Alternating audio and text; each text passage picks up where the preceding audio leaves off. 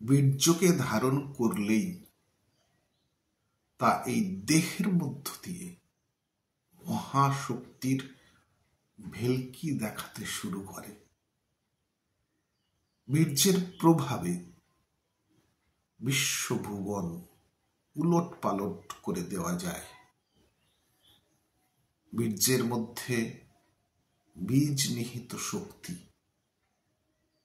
বিশ্বের আদি বীজ হলো এটি। পুরুষের অনন্য বৈশিষ্ট্য এখানেই। প্রকৃতি বা নারীর মধ্যে অন্য নানাবিধ ঐশ্বর্যের সম্ভার আছে, কিন্তু একটি জিনিস নেই, সেটি হলো এই বিশ্ববীজ। এটি তাকে পুরুষের কাছ থেকে পেতে হয়। নারীর অনন্ত ক্ষেত্র, তার অনন্ত শক্তি, কিন্তু শুধুমাত্র এই একটি জিনিসের তার অভাব। বীজরূপী ব্রহ্মসত্তার স্পর্শ ব্যতিরেকে এই মহাপ্রকৃতি সৃষ্টি সম্ভবা হয়ে উঠতে পারে না। পুরুষের এটি হলো মহাসম্পদ। দেহের বীর্য, মনের বীর্য, প্রাণের বীর্য, আত্মার বীর্য। দেহের বীর্য শুক্র মহাধাতু, মনের বীর্য মানসিক সূর্য বীর্য, প্রাণের বীর্য সমস্ত প্রতিকূলতাকে পদাঘাত করে জেগে ওঠার দুর্দমনীয় প্রাণ শক্তি। আর আত্মার বীর্য হল সর্বালিঙ্গনকারী প্রেমের সুরধ্বনি রূপে ছড়িয়ে পড়া। আত্মার চৈতন্যই আত্মার বীর্য।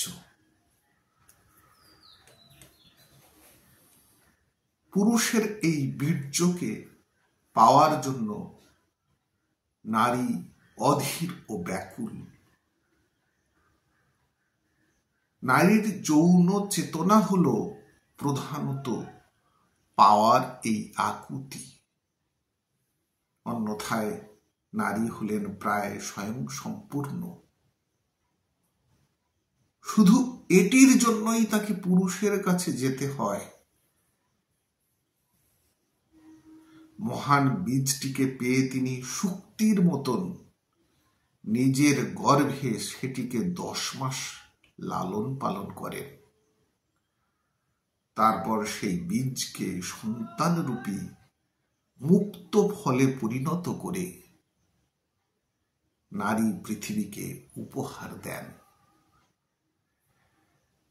বীর্য দেহ থেকে বার করে দেওয়ার যে সুখ, সেই বীর্যকে দেহ মধ্যে ঠিক ঠিক ধারণ করতে পারলে তার থেকে অনেক বেশি সুখ ও আনন্দ। যারা প্রকৃত বুদ্ধিমান তারা ওই দ্বিতীয় পন্থা, ওই ব্রহ্মচর্যের পন্থা অবলম্বন করেন। বীর্যবত্তাই হল আসল সুখ। বীর্যের নির্গমন ও বহির্গমনটা নেহাত তার অস্তিত্বের প্রমাণ মাত্র। বীর্যই আনন্দ, বীর্যই শক্তি, বীর্যই তেজ, বীর্যই সম্পদ ঐশ্বর্য, বীর্যই সহায় সম্বল। বীর্য যতক্ষণ তোমার আছে ততক্ষণ জগৎ ব্রহ্মাণ্ড তোমাকে আদর করবে। তুমি নির্বীর্য হলে জগৎ ব্রহ্মাণ্ড তোমাকে ছুঁড়ে ফেলে দেবে। তাই সকল সম্পদের বিনিময়ে বুদ্ধিমান ব্যক্তি এই মহাসম্পদকে সযত্নে সংরক্ষণ করেন। শক্তির মাঝে মুক্ত। পাঠ করলাম। সিংহ পৃষ্ঠে ভ্রমণ, মূলাধারী জড় লিঙ্গ শক্তি সবিশেষ প্রকট। এই জড় শক্তির, এই অসুর শক্তির প্রভাব দুনিয়ায় অপরিসীম। এই জড় লিঙ্গ শক্তি সব কিছুকে ছাপিয়ে বিরাজ করতে, গ্রাস করতে এবং নিজের কুক্ষিগত করতে চায়। এই জড় পশু শক্তিকে অতি সন্তর্পণে পরিচালনা করতে হয়। আমরা হলাম জগদীশ্বরী সিংহ বাহিনীর সন্তান, সিংহের পিঠে চড়ে বেড়াচ্ছি। ভয়ঙ্কর পশু হলো এই সিংহ, পশুরাজ, কামরাজ। এর পিঠে চড়ে বেড়ানোর জন্য দুরন্ত শক্তি এবং কেরামতির দরকার। একটু এদিক ওদিক হলে আমি সিংহের পিঠে না চড়ে সিংহ আমার পিঠে চড়ে বসবে, অর্থাৎ আমার ঘাড় মোটকে প্রাণনাশ করবে। পশু শক্তিকে অস্বীকার করবার উপায় নেই, কিন্তু তাকে সর্বদা সম্পূর্ণ নিয়ন্ত্রণে রাখতে হয়। তবেই আমাদের ভিতরে দুর্গতি নাশিনী ব্রহ্মাণী শ্রী দুর্গা আবির্ভূত হন। পশু শক্তি হলো জীবনের একটি অতি প্রকটিত লক্ষণ। যৌন শক্তি হলো এই পশু শক্তি। দেহে ও মনে যৌন শক্তির এই সমুপস্থিতি তাই জীবনী শক্তির প্রাচুর্যকে প্রমাণিত করে। কিন্তু সেই জীবনী শক্তি তো বস্তুত পশু শক্তি। তা দিয়ে কিছু দূর চলা যায়, কিন্তু অখণ্ড মহাজীবনের তা নিতান্তই খণ্ডাংশ মাত্র। অখণ্ড মহাজীবনের পথিক যিনি, তিনি শুধুমাত্র এই যৌন পশু শক্তির উপর নির্ভরশীল হয়ে জীবন কাটিয়ে দিতে পারেন না। তার জীবনী শক্তির পরিসীমা সেটি নয়। সেই পশু শক্তিকেই তিনি দেব শক্তিতে রূপান্তরিত করেন। বীর্য ক্ষয়ের ক্ষমতাকে তিনি বীর্য ধারণের মধ্যে রূপান্তরিত করেন। ভোগের অঙ্গনে ত্যাগ ব্রতের সংযম ও সুষমাকে তিনি নামিয়ে আনেন, যা আপাতভাবে জীবন এবং শক্তির উৎস। তাই কিন্তু জীবন ও শক্তির চূড়ান্ত প্রমাণ নয়। যৌন শক্তির মধ্য দিয়ে জীবনী শক্তির উদ্ভব সূচিত হয় সত্য, কিন্তু জীবনী শক্তি যৌন শক্তির পরিসীমার মধ্যে আবদ্ধ থাকতে পারে না। পশু জীবনের সীমানা পেরিয়ে দেব জীবনে উত্তরণের অনিবার্য প্রেরণা হল জীব সত্তার মূলীভূত স্বভাব। এই স্বভাবকে প্রতিরুদ্ধ করা যায় না বলেই জীব চিরকাল পশু জীবনের চৌহদ্দির মধ্যে সীমিত থাকতে পারে না। তাকে উন্নততর জীবনের খোঁজ করতে হয়। যৌন শক্তির মধ্য দিয়ে যে জীবন শুরু, যৌন শক্তির উত্তরণের মধ্য দিয়ে সেই জীবন দিব্য পরিণতির দিকে এগিয়ে চলে। আপাত শক্তিকে চূড়ান্ত শক্তি হিসাবে কোনো বুদ্ধিমানই স্বীকার করেন না। বন্দুকের নল শক্তির উৎস, কিন্তু তার পিছনে থাকে মানসিক শক্তি বা মনোবল, তারও পিছনে থাকে আত্মিক প্রেরণা। শূদ্র শক্তি, ক্ষাত্র শক্তি, ব্রাহ্মণ্য শক্তি, শক্তির উত্তরণের ক্রমটি এরকম।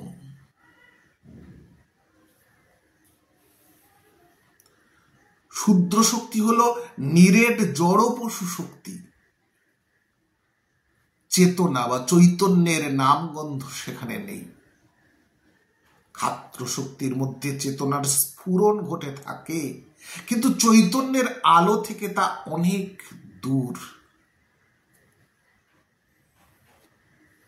ব্রাহ্মণ্য শক্তির মধ্যে চৈতন্যের আলোক উদ্ভাস নেমে এসে জগতের জড় ও চেতন সব কিছুকে জাগিয়ে তোলে। চৈতন্যই এভাবে দুনিয়ায় নেমে এসে প্রসুপ্ত অবস্থায় জড় হয়ে বিরাজ করে।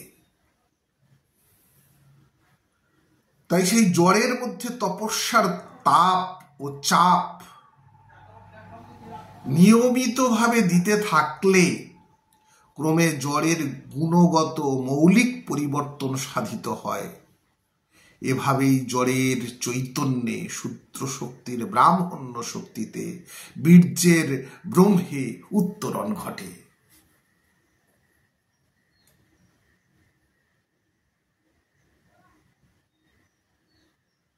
ব্রহ্মচর্যের দৈহিক অবলম্বন।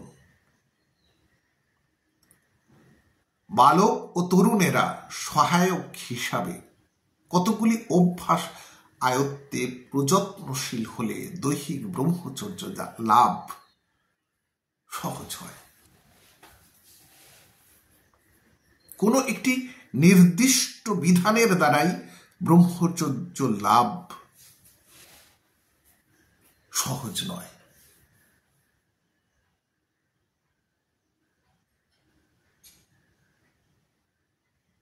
অনেক উপায়ের মধ্য দিয়ে নিজে বেছে নিয়ে বুঝতে হয় নিজের পক্ষে কোনটি উপযোগী, কার্যকরী ও সহায়ক হচ্ছে। পৃথিবীতে এমন কোনো সরল বিধান নেই যে অমুকটি করলেই ব্রহ্মচর্য লাভ ঘটবে। ব্রহ্মচর্য একটি অনবচ্ছিন্ন সাধন প্রয়াস এবং আমৃত্যু এর সাধনা চালিয়ে যেতে হয়। প্রাক শরীর বেমুক্ষণাৎ কাম ক্রোধোদ্ভাবম বেগম। দেহপাতের পূর্ব মুহূর্ত পর্যন্ত যিনি কাম ও ক্রোধকে ধারণ করতে পারেন তিনি সুখী, তিনি যোগী। বহু যুগ ধরে বহু সাধকের দ্বারা পরীক্ষিত, প্রমাণিত বলে নিচের বিধানগুলির কার্যকারিতার সম্ভাবনা অধিক। কৌপিন পরিধান। কৌপিন প্রভাবে নিম্ন প্রদেশের রক্ত প্রবাহ কিঞ্চিত ক্ষীণতর হয়, ফলে কাম প্রবাহ সহজে বেগ সঞ্চয় করতে পারে না। রাতে শয়নের কালে কৌপিন অবশ্য খুলে শোয়া বাঞ্ছনীয়, যাতে রক্ত চলাচল স্বাভাবিক হতে পারে। লিঙ্গ গুহ্য ও নাভিমূল হল কামের দেহগত অধিষ্ঠান ভূমি। কৌপিন এই প্রদেশকে সাক্ষাৎ নিয়ন্ত্রণে রাখতে প্রয়াসী। ব্রহ্মচারী সাধু সন্ন্যাসীরা শত শত বৎসর ধরে কৌপিনের ব্যবহার করে আসছেন। কৌপিন খুব কষে পড়তে নেই, আবার খুব হালকা করে বাঁধলেও হয় না। মাঝামাঝি ভাবে বাঁধন দিতে হয়। একবার ব্যবহার করার পর ধুয়ে শুকিয়ে নিতে হয়। কৌপিনকে সর্বদা পবিত্র ও পরিচ্ছন্ন রাখতে হয়, কারণ তা ব্রহ্মচর্যের প্রতীক। দ্বিতীয় ব্যক্তির স্পর্শ যাতে কৌপিনে না লাগে তা দেখা কর্তব্য। কৌপিন পরিধানকালে ভ্রু মধ্যে ঠেকিয়ে প্রণাম পূর্বক সংকল্প করে নিতে হয়, হে কৌপিন, তুমি পরমেশ্বরের আশীর্বাদে আমার ব্রহ্মচর্যের সহায়ক হও। তোমার বর্মে আমি যেন কামরিপুর প্রকোপ থেকে সুরক্ষা লাভ করতে পারি।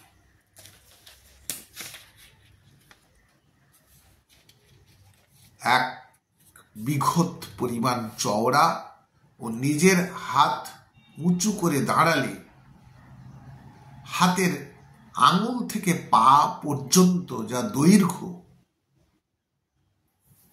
ততটা লম্বা একখণ্ড শুভ্র সুতিবস্ত্র কৌপিন তৈরির সর্বাপেক্ষা সহজ ও সরল উপায়।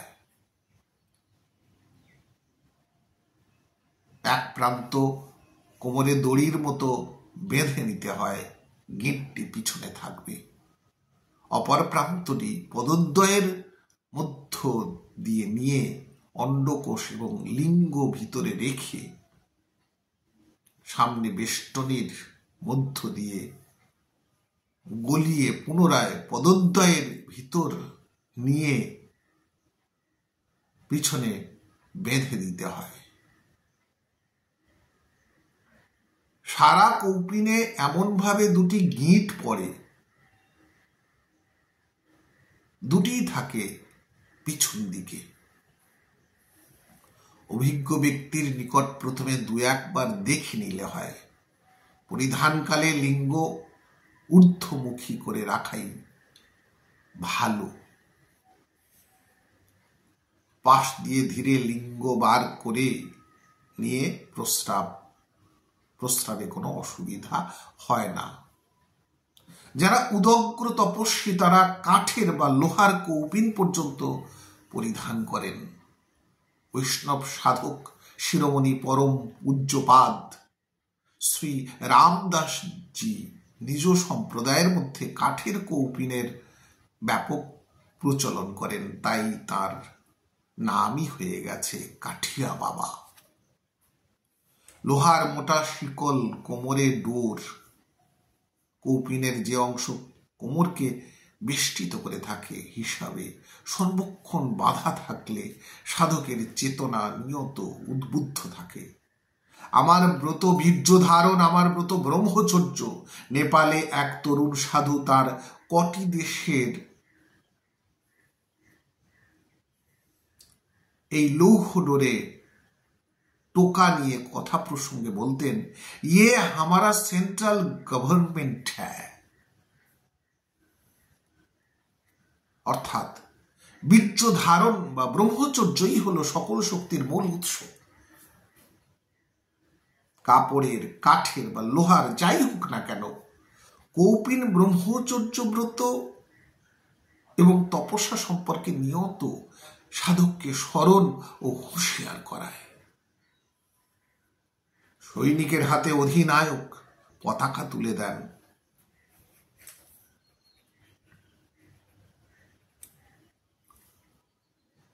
সৈনিক প্রাণান্তেও পতাকা ত্যাগ করে না বা তার অবমাননা সহ্য করে না। সেরকম ব্রহ্মচর্য দীক্ষার কালে আচার্য ব্রহ্মচারীর হাতে পবিত্র কৌপিন তুলে দেন। প্রাণান্তেও সেই ইচ্ছাপূর্বক বীর্যক্ষয় করে না, ব্রহ্মচর্য ব্রত থেকে চ্যুত হয় না। কৌপিন হলো ব্রহ্মচর্যের প্রতীক এবং কবচ, রক্ষা কবচ উভয়।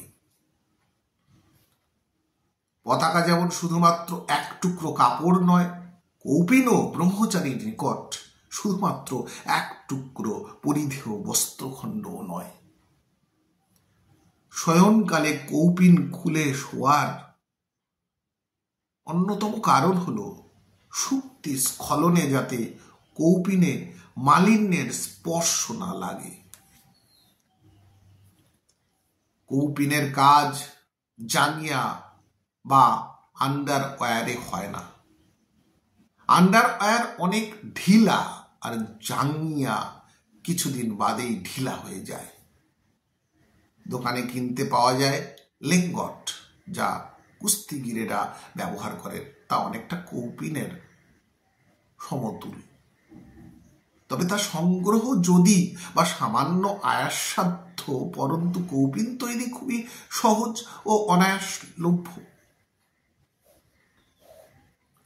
মাত্র এক টুকরা লম্বা কাপড়ের ফালি, ধুতি বা থান থেকে সহজেই সংগ্রহ করা যায়। গিরি গুহাবাসী বা অরণ্যচারী সাধু সন্তদের কথা ভিন্ন, কিন্তু যেসব সাধক লোকালয়ের সংস্পর্শে নিয়ত আছেন তাদের কৌপিনের উপর উপযুক্ত বহির্বাস পরা একান্ত বিধেয়। বিশেষত গৃহী সাধকেরা বহির্বাস এমনভাবে পরবেন যাতে বোঝা যায় না ভিতরে কৌপিন পরা আছে। বুদ্ধিমান যিনি, তিনি নিজ কবচ লোকচক্ষুর আড়ালে রেখেই ধারণ করেন। আচার্য শঙ্কর তার কৌপিন পঞ্চকম সুবিখ্যাত স্তোত্রে কৌপিনবন্তঃ খলু ভাগ্যবন্তঃ, কৌপিন পরিহিত সন্ন্যাসীরা বিশেষ ভাগ্যবান বলে বারবার উল্লেখ করেছেন।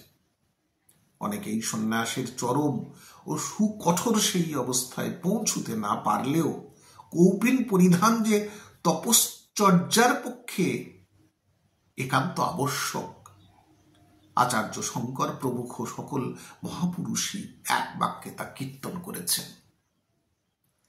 কৌপিন পরা অবস্থায় ইন্দ্রিয় বা মনকে কদাচ কুদিকে চালিত করতে নেই, সে সাক্ষাৎ পাপাবহ। কৌপিন পরিহিত অবস্থায় কুচিন্তা, কুভাবনা এলে অথবা বীর্যপাত ঘটলে তার জন্য প্রায়শ্চিত্ত হিসাবে উপবাস, প্রার্থনা বা নাম জপ বিধেয়। গৌণ সুফল হিসাবে কৌপিন পরা থাকলে কাজকর্মের ব্যাপারে শরীর অধিকতর তৎপর ও সুপটু থাকে এবং নিয়মিত পরিধানে নিম্নাঙ্গের অনেক গোলযোগ বা ব্যাধি নিবারিত হয়। জীর্ণ বা অব্যবহার্য হয়ে গেলে কৌপিন স্রোতস্বতীতে ভাসিয়ে দিতে হয় বা ভূগর্ভস্থ করতে হয়।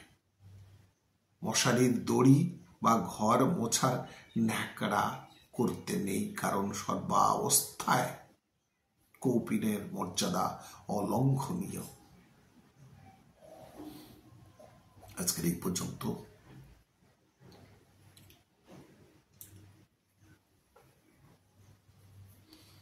ধন্যবাদ সবাই।